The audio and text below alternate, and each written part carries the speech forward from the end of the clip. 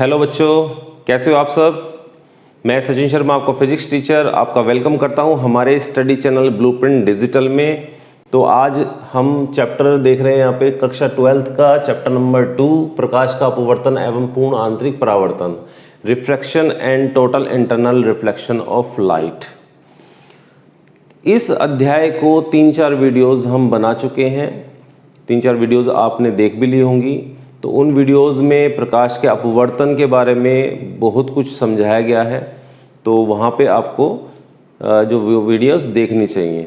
इसके अलावा total internal reflection यानी कि पूर्ण आंतरिक परावर्तन पे भी कुछ चीज़ें डिस्कस कर ली गई हैं, जैसे कि माइरेज रेगिस्तान में मरीचिका किस प्रकार से बनती है, ठंडे प्रदेशों में भी मरीचिका बनती है, ठीक है, वो किस प्रकार से बनती है। तो वो सारी बातें हमने कुछ पुरानी वीडियोज़ में सारी डिस्कस हो चुकी हैं। तो आपको जो आज पढ़ना है इस चैप्टर में 1 या 2 टॉपिक्स हमारे रह गए हैं, जिसमें कि एक पहला टॉपिक है मछली द्वारा प्रेक्षित विश्व, और एक की बहुत ही इंपॉर्टेंट टॉपिक है जिसका नाम है आपका ऑप्टिकल फाइबर यानी कि प्रकाशिक तंतु।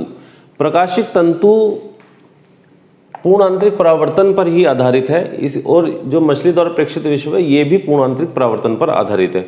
ये दोनों ही टॉपिक अपने आप में बहुत इंपॉर्टेंट है, तो इसलिए आज हम इस पे डिस्कस करेंगे।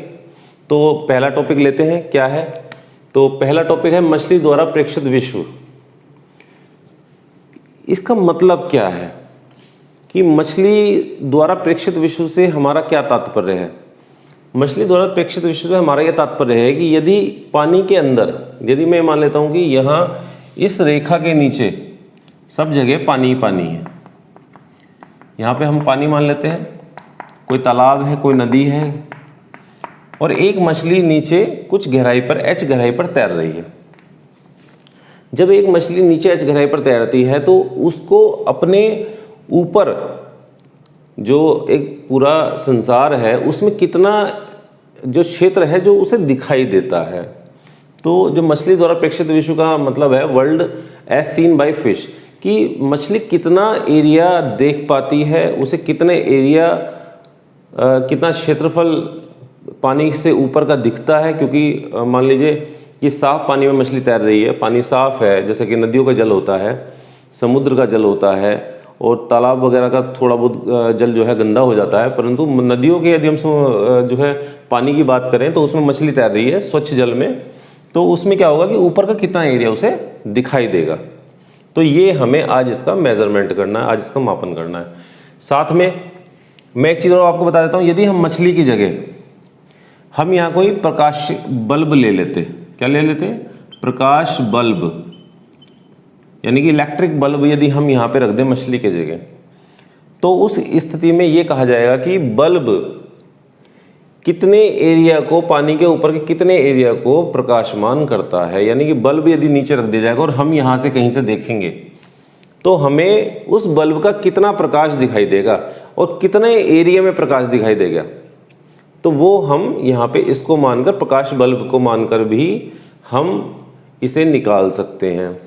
तो चाहे प्रकाश बल्ब का प्रकाशित क्षेत्र हो, प्रकाश बल्ब द्वारा प्रकाशित क्षेत्र हो, या फिर मछली द्वारा देखा गया क्षेत्र हो कि मछली कितना देख पा रही है, वो दोनों बातें एक ही होंगी।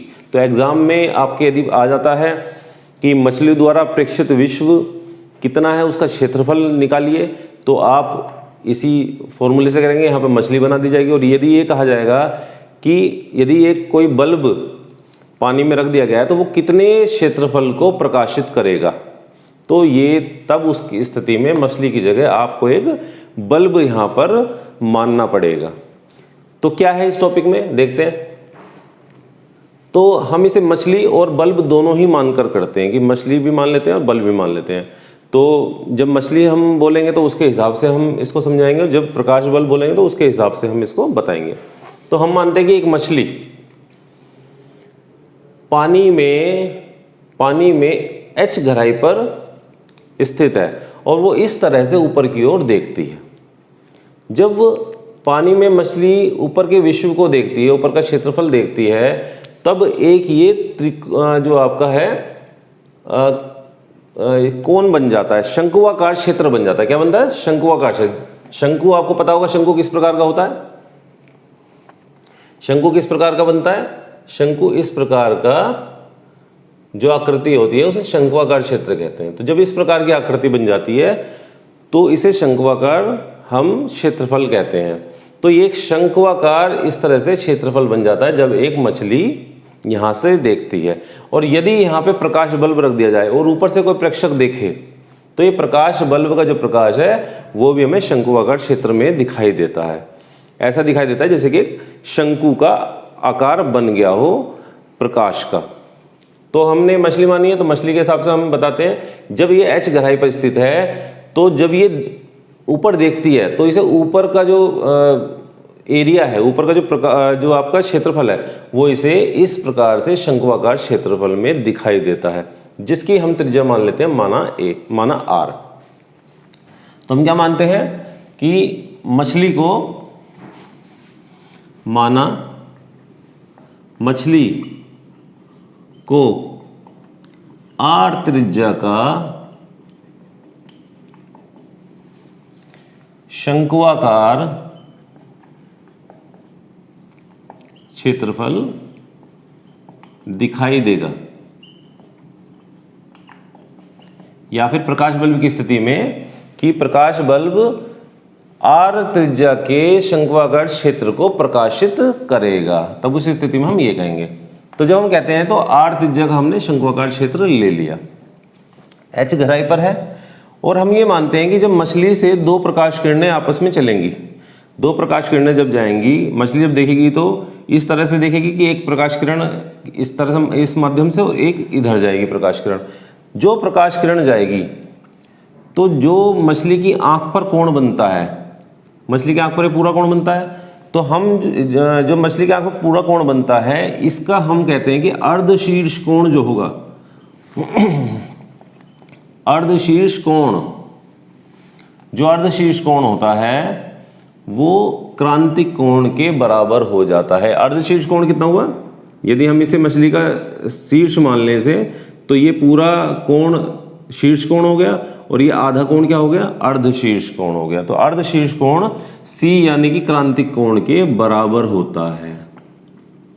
क्रांतिक कोण के ये सदैव बराबर होगा जब मछली इस तरह से ऊपर की ओर देख रही होगी, या फिर यहाँ कोई प्रकाश बल्ब होगा और ऊपर से कोई देख रहा होगा तो यहाँ पर जो कोण बनेगा वो अर्धशीर्ष कोण और पूरा शीर्ष कोण बनेगा। जो अर्धशीर्ष कोण जो होगा वो क्रांतिक कोण के बराबर होगा। तो जब एक रेखा इस तरह से जाएगी और क्रांतिक कोण पर जाती है जब रेखा, यानी कि यहाँ पर अभिलंब जो है यहाँ पर टकराती है किरण और यहाँ टकराने के बाद ये अभिलंब आता है, अभिलंब के साथ सी कोण बनाती है यानी क्रांतिक कोण। ये कोण और ये कोण बराबर होंगे, ये और ये बराबर होंगे। तो जब ये आपतन कोण इसे कह दो और ये क्रांतिक कोण हो गया। जब क्रांतिक कोण और आपतन कोण बराबर हो जाते हैं तो अपवर्तित किरण क्या होती है, 90 डिग्री पर मुड़ जाती है। अभिलंब से 90 डिग्री, यहाँ 90 डिग्री बन जाता है और ये इधर की ओर मुड़ जाती है, यानी कि जो ये केस हो गया किसका हो गया, पूर्णांतिक परावर्तन का केस हो जाता है। ठीक है, इसी प्रकार से जब दूसरी किरण चलती है तो वो भी इस बिंदु पर आकर सी कोण बनाती है और सी कोण बनाने के साथ क्रांतिक कोण बनाती है, तो ये 90 डिग्री पर इधर की तरफ मुड़ जाती है। इसका मतलब ये है कि मछली केवल इतना ही क्षेत्रफल देख पाती है, इससे ज़्यादा क्षेत्रफल नहीं देख पाती। और यदि हम प्रकाशिक बल्ब लें यहाँ पे तो प्रकाश बल्ब की स्थिति में भी प्रकाश जो है केवल इतने एरिया को ही प्रकाशमान करेगा, इससे ज़्यादा एरिया को प्रकाशमान नहीं करेगा। तब इस स्थिति में हमें इस आर त्रिज्या को निकालना है कि आर त्रिज्या होगी कितनी। तब हम कहते हैं ए ओ बी जो ये त्रिभुज बन चुका है, क्या बन चुका है, त्रिभुज ए ओ बी में, ए ओ बी में कोण ये सी कोण के सामने की भुजा लंब होती है, ये लंब है और ये आपका कर्ण है और ये आपका आधार है। तो त्रिभुज ए ओ बी में हम साइन सी निकालेंगे, क्या निकालेंगे, साइन सी। साइन सी बराबर क्या हो गया, लंब बटे कर्ण, लंब बटे कर्ण। और लंब क्या है हमारा, लंब है हमारा ओबी, ओबी बटे कर्ण, कर्ण जो है हमारा ए बी है, ये दूरी ए बी। ओबी कितना है आपका आर, बराबर आर। और ए बी कितना है, ये ए बी, जब ये त्रिभुज 90 डिग्री यहाँ बना रहा है और ये 90 डिग्री यहाँ भी बनाएगा, इस जगह भी 90 डिग्री होगा, ठीक है। सीधी रेखा आ रही है, ये भी सीधी रेखा जा रही है, ये ऊंचाई h सीधी आ रही है बिल्कुल आँख तक मछली की, और ये इस तरह जा रही है, तो 90 डिग्री का कोण यहाँ भी बनता है। तो जब 90 डिग्री का समकोण त्रिभुज होता है तो यहाँ पे हम क्या लगाते हैं, पाइथागोरस की प्रमेय, क्या लगाते हैं, पाइथागोरस की प्रमेय लगा देते हैं। प्रमेय से कर्ण का स्क्वायर बराबर आधार का स्क्वायर प्लस लंब का स्क्वायर, ये लग जाता है। और आपका कितना आ गया है, हमें कर्ण निकालना है, ए बी निकालना है, तो ए बी का स्क्वायर बराबर आधार कितना है आपका, ये आधार है एच का स्क्वायर, और लंब कितना है ओ बी यानी कि आर स्क्वायर। जब हम ए बी निकालेंगे तो कितना आ जाएगा, H square plus R square और इसका अंडर रूट, ये हमने स्क्वायर हटा दिया तो H square plus R square का अंडर रूट चढ़ जाता है। तो ए बी का मान क्या आ गया, ये आ गया। इस मान को मैं यहाँ रख देता हूँ, कहाँ पर, यहाँ पर। तो एच स्क्वायर प्लस आर का square.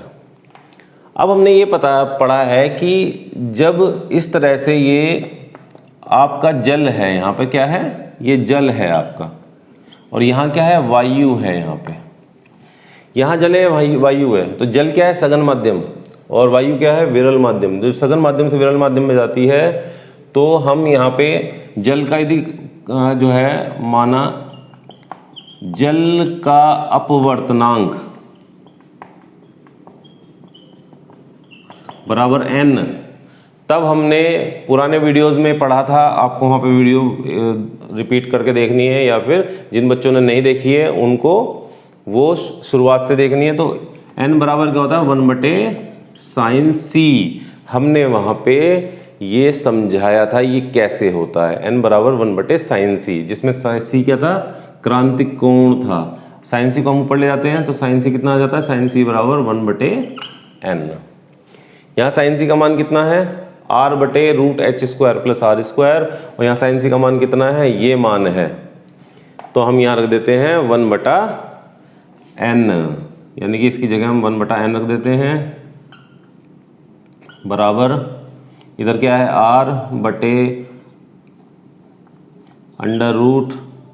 r/√h² plus r square. दोनों तरफ का हम वर्ग कर देते, 1/n स्क्वायर बराबर r का स्क्वायर बटे h का स्क्वायर प्लस r का स्क्वायर। जो अंडर रूट है वो वर्ग करने से ख़त्म हो जाएगा, और इस प्रकार कितना आ जाएगा, h square plus r square को ऊपर ले जाओ तो h square plus r square बराबर n स्क्वायर r स्क्वायर, ठीक है। इस r स्क्वायर को मैं उधर ले जाता हूँ, तो h स्क्वायर बराबर n square r square minus r square. दोनों तरफ r स्क्वायर है, एक मैं कॉमन ले लेता हूँ, बाहर निकाल लेता हूँ, तो अंदर क्या बचेगा, n स्क्वायर माइनस 1। अब यदि मुझे r निकालना हो इसमें तो r कितना आ जाएगा, r बराबर h, r स्क्वायर बराबर h स्क्वायर बटे n स्क्वायर माइनस 1 आ जाएगा। और जब मुझे केवल r निकालना होगा तो r बराबर दोनों तरफ का रूट हो जाएगा, यहाँ पे h आ जाएगा केवल, और यहाँ पे अंडर रूट में n स्क्वायर माइनस 1। इस तरह से हमें त्रिज्या मिल जाती है किसकी, जो शंकुआकार क्षेत्र होता है जो कि मछली देख रही है, या फिर प्रकाशिक बल्ब का प्रकाश जितने एरिया को प्रकाशमान कर रहा है उसकी हमें त्रिज्या पता चल जाती है। और यदि हमें इसका क्षेत्रफल निकालना हो, क्या निकालना हो, क्षेत्रफल निकालना हो, तो क्षेत्रफल हम कैसे निकालेंगे,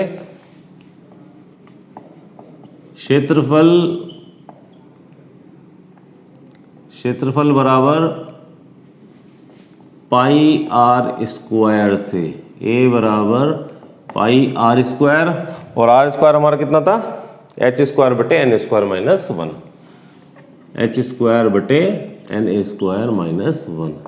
तो इसका हम क्षेत्रफल भी निकाल सकते हैं और त्रिज्या भी हम निकाल सकते हैं।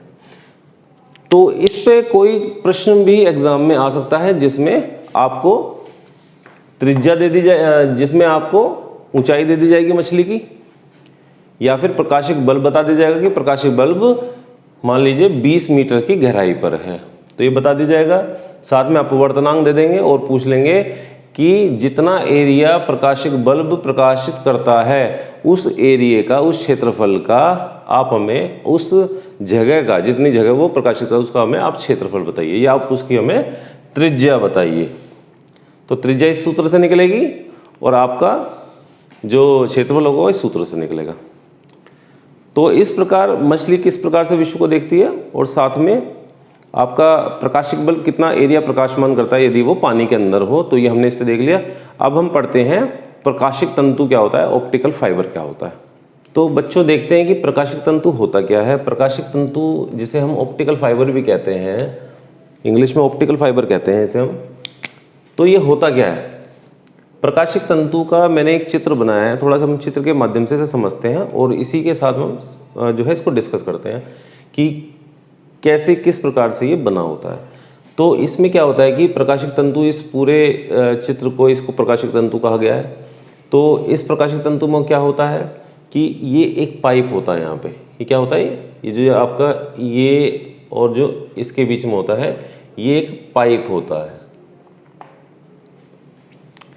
पाइप होता है। ये पाइप कांच का बना होता है, और कांच भी कौन सा लिया जाता है, उच्च गुणवत्ता वाला कांच लिया जाता है, जिसकी गुणवत्ता क्या होती है, ज़्यादा होती है। या फिर ये क्वार्ट्ज का बना होता है, क्वार्ट्ज एक धातु है हम पे, उसका बना होता है, या फिर ये कांच का बना होता है, जिसका N जो होता है यानी कि अपवर्तनांक जो होता है 1.7 होता है। तो इसको हम क्या कहते हैं, करोड़ बोलते हैं। तो जब एक कांच का पाइप इस प्रकार से लिया जाता है, उच्च गुणवत्ता का कांच या क्वार्ट्ज लिया जाता है जिसका अपवर्तनांक 1.7 होता है, तो उसको हम करोड़ बोलते हैं। इस करोड़ में से आपतित प्रकाश एक उच्च या फिर एक आवश्यक कोण पर प्रकाश को भेजा जाता है अंदर। तो ये कैसे वर्क करेगा मैं अभी आपको समझाता हूँ। इसके ऊपर क्या होता है कि ये इस पाइप को ऊपर से और नीचे से कम अपवर्तनांक के किसी पदार्थ से परिरक्षित किया जाता है। कम अपवर्तनांक का यानी कि इसका अपवर्तनांक कितना है 1.7, और जब इसमें इसको आप यहाँ पे कोई पदार्थ यहाँ पे इसके आगे पीछे ऊपर नीचे लगा देते हैं तो इसका अपवर्तनांक जो लिया जाता है वो लिया जाता है 1.5। तो इस जो ये पदार्थ इसमें यहाँ पे रखा जाता है, इस पदार्थ का अपवर्तनांक 1.5 होता है। इसका मतलब क्या हुआ कि जब प्रकाश किरण अंदर जाती है तो ये जो लेयर है इस लेयर पे पड़ के ये बाहर की ओर निकलने का प्रयत्न करती है। क्या करती है, बाहर की ओर निकलने का प्रयत्न करती है।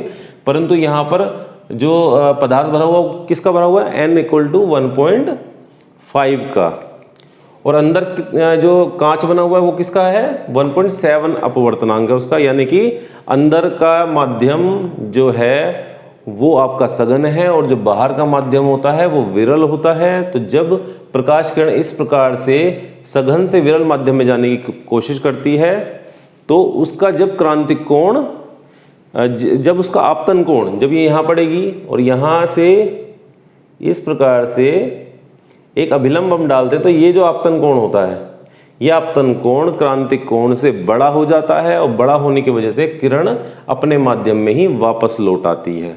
इसी प्रकार से जब ये नीचे की ओर जाती है तो यदि हम यहाँ पर एक अभिलंब ले लें तो ये जो आपतन कोण होता है ये क्रांतिक कोण से ये बड़ा हो जाता है और ये वापस अंदर की ओर मुड़ जाती है। इस प्रकार ये लगातार पूर्ण आंतरिक परावर्तित होते हुए ये किरण बाहर निकल जाती है, जिसे हम कहते हैं निर्गत प्रकाश। तो निर्गत प्रकाश के रूप में ये किरण बाहर चली जाती है। इसी प्रकार इसके ऊपर ये एक आवरण लिया जाता है जो कि प्लास्टिक का होता है। प्लास्टिक का आवरण ले लेते हैं। तो ये आपने देखा होगा कि जब आपके गली मोहल्ले में या फिर सड़कों पर आपने कई जगह खुदाई चलते हुए देखा होगा जिसमें पाइप लोग बिछाते हैं, पाइप बिछाते हुए दिखते होंगे। तो उसमें उस पाइप में किसका प्रयोग किया गया है, उसमें पाइप में प्रकाशिक तंतु का उपयोग किया जाता है। तो इस प्रकार से ये एक छोटा सा जो हिस्सा बन जाता है ये एक नली बन जाती है, ये प्रकाशिक तंतु है, ठीक है। और जब इस प्रकाशिक तंतु का बहुत बड़ा समूह हो जाता है, यानी कि ये पाइप इतना सा तो नहीं होगा, बहुत बड़ा लंबे सिरों तक पाइप होता है, तब इसको हम कहते हैं जो है पाइप नलिका, क्या बोलते हैं, पाइप नलिका हम इसको नाम देते हैं। जब ये पूरा पाइप के समूह के रूप में ये सड़कों पर बिछाया जाता है तब इसे हम पाइप नलिका बोलते हैं। और जो अंदर का जो पाइप होता है ये, जिसमें से प्रकाश गुजरकर बाहर निकलता है, इसकी जो मोटाई होती है, यानी कि क्रोड की जो मोटाई होगी, क्रोड की मोटाई 10⁻⁴ मीटर की होती है, लगभग 10⁴ मीटर की इसकी मोटाई होती है। ठीक है, तो इतना कम की इसकी मोटाई लेकर जब प्रकाश को इसमें से गुजारा जाता है। अब आती है बात, इसका प्रयोग कहाँ किया जाता है, प्रकाशिक तंतु को क्यों इस प्रकार से बनाया गया और इसका क्या कारण है। इसका कारण ये है इसको प्रयोग करने का कि जब हम आपतित प्रकाश डालते हैं तो मान लीजिए प्रकाश की बाहर जब वायु में था प्रकाश, तो उसकी चाल जो थी 3 × 10⁸ थी। कितनी थी इसकी, 3 × 10⁸ मीटर प्रति सेकंड इसकी चाल थी। जब ये अंदर से गुजरकर बाहर निकलता है तब इसकी प्रकाश की चाल नहीं घटती है और इसकी प्रकाश की चाल लगभग बराबर रहती है और ये बिना ऊर्जा ह्रास के, यानी कि कोई ऊर्जा की हानि नहीं होती और ये एक स्थान से कई 100 किलोमीटर दूर तक भी समान रूप से ये निर्गत हो जाता है। यानी कि एक तरफ से हमने कोई संकेत भेजे, जैसे कि मान लीजिए आपके जो आप टीवी पर चलचित्र देख पाते हैं, टीवी पे आप न्यूज़ देखते हैं, टीवी पे आप जो है और बहुत सारे चैनल्स पे आप जो है कहीं किसी पे धारावाहिक देखते हैं, किसी पे आप क्रिकेट से रिलेटेड जो है आप कार्यक्रम देखते हैं। वो सब जो माध्यम होता है उसका आने का, उसका माध्यम होता है ये ऑप्टिकल फाइबर, यानी कि प्रकाशिक तंतु। क्योंकि बहुत दूर से आने के बावजूद भी वो आपको वैसा ही दिखाई देता है जैसा वो अपने स्थान से उसका प्रसारण किया जाता है। तो बिना ऊर्जा ह्रास के हम इस प्रकाशिक तंतु का प्रयोग करते हैं। ठीक है, तो अब बात ये आती है कि और कहाँ कहाँ इसका हम यूज़ करते हैं। तो इसका यूज़ जो हम करते हैं वो हम दूर संचार में करते हैं। दूर संचार में यानी कि एक स्थान से दूसरे स्थान तक जो हम प्रसारण करते हैं, टीवी पे मैंने आपको बताया, इसी प्रकार से रेडियो, एफएम, या फिर आप मोबाइल में आप सुनते हो, अपने मोबाइल से आप जो है कई हज़ार किलोमीटर दूर बैठकर भी आप जो है अपने रिश्तेदारों से फ़ोन कर लेते हो, आप अपने फ्रेंड्स से फ़ोन कर लेते हो, बातचीत कर लेते हो और उसमें कोई रुकावट नहीं आती है। तो उस रुकावट नहीं आने का यानी कि किसी प्रकार का भी कोई शोर नहीं होता है। तो उसी दूर संचार में इस प्रकाशिक तंतु का उपयोग किया जाता है। आपने ये देखा होगा कि जब पहले टेलीफोन्स लगाए जाते थे, घरों में टेलीफोन्स होते थे, ठीक है, जिसकी बहुत लंबा तार होता था और वो बहुत लंबा तार जाके खंभे पर लग जाता था। तो उसमें आपने कई बार देखा होगा कि जब बारिश का मौसम आता था तो बारिश के मौसम में आपको कहीं बात आप करते थे तो आपको शोर सुनाई देता था। तो उस समय पर प्रकाशिक तंतु का उपयोग नहीं किया जाता था। आज प्रकाशिक तंतु का इस प्रौद्योगिकी में, तकनीकी में प्रयोग किया जाता है, जिसके कारण आज हम मोबाइल से, जिसमें कि कोई तार नहीं लगा होता है, ठीक है, उससे हम बहुत दूर तक बात कर पाते हैं। आप ये सोच रहे होंगे कि तो प्रकाशिक तंतु लगता कहाँ है। प्रकाशिक तंतु वहाँ लगता है जैसे कि आप फ़ोन करते हैं तो इसको एक डिवाइस सपोर्ट करती है। कुछ खंबे पोल्स लगाए जाते हैं, उनके ऊपर, पोल्स के ऊपर बड़ी बड़ी वेव्स गाइड लगाई जाती हैं, ठीक है।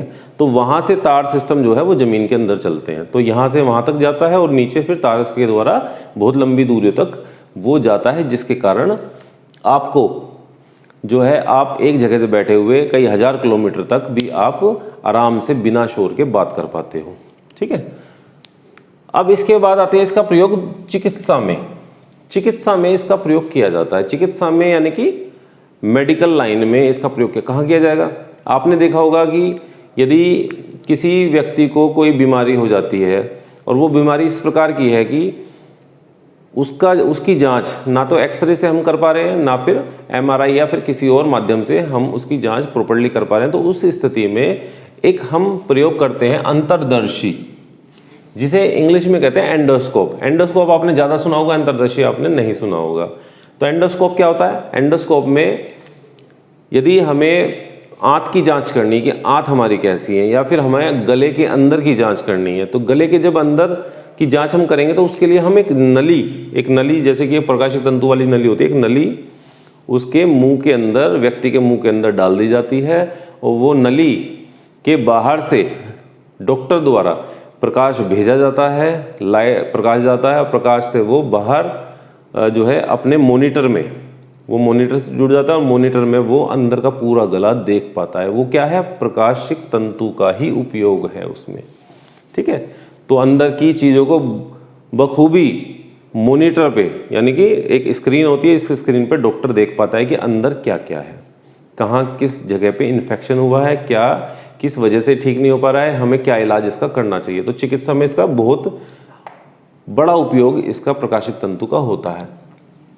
अब एक और इम्पोर्टेंट इसमें चीज़ रह गई है जो कि मैं बता देता हूँ। प्रकाशिक तंतु से एक साथ लगभग 3000 संकेतों को प्रेषित किया जा सकता है, यानी कि 3000 संकेत, प्रकाशिक संकेत या फिर वैद्युत संकेतों को उसमें एक साथ डाला जाता है, और एक साथ ही वो 3000 संकेत एक साथ जो है एक स्थान से दूसरे स्थान पर पहुंच जाते हैं, ठीक है। एक ही प्रकाशिक तंतु से इतने 3000 संकेत आसानी से भेजे जाते हैं।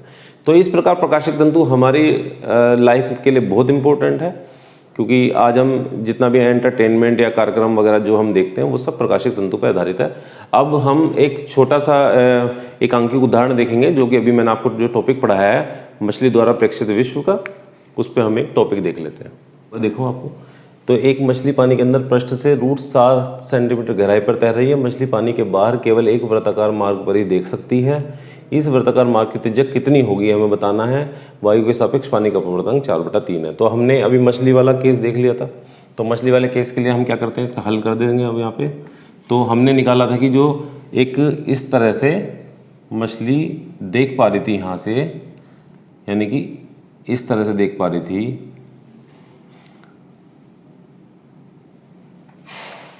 ये एरिया देख पाती थी। तो इस एरिया का हमने क्या निकाला था, त्रिज्या निकाली थी यहाँ से r, यानी कि इतनी दूरी हमने निकाली थी। तो r कितना होता है, h/√n² - 1। यहाँ पे आपकी मछली है, तो ये हमने अभी देखा था।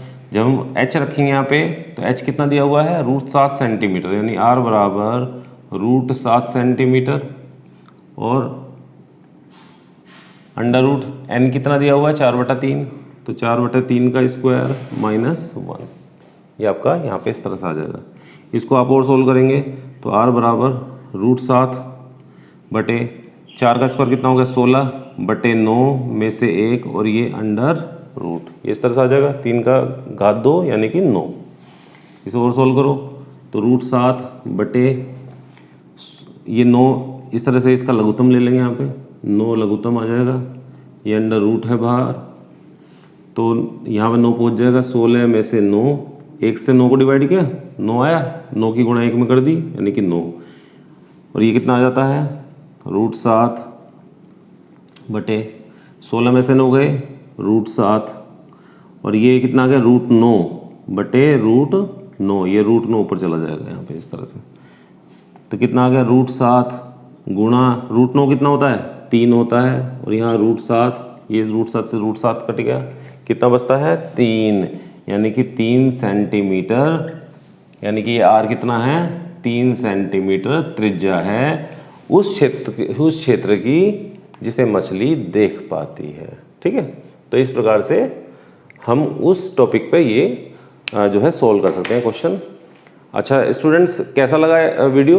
तो ये आपने पढ़ लिया है आज का वीडियो। इसके पुराने वीडियोस जो कि इस चैप्टर के, वो आप देख लीजिए, वहाँ पे जो है पुराने उसमें जाके हमारी प्लेलिस्ट है, तो प्लेलिस्ट पे जाके आप देख सकते हैं इसको।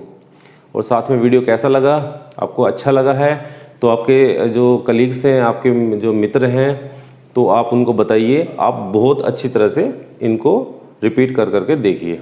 तो दोबारा नए वीडियो में मिलते हैं हम, जो कि नए चैप्टर के साथ हम मिलेंगे अब।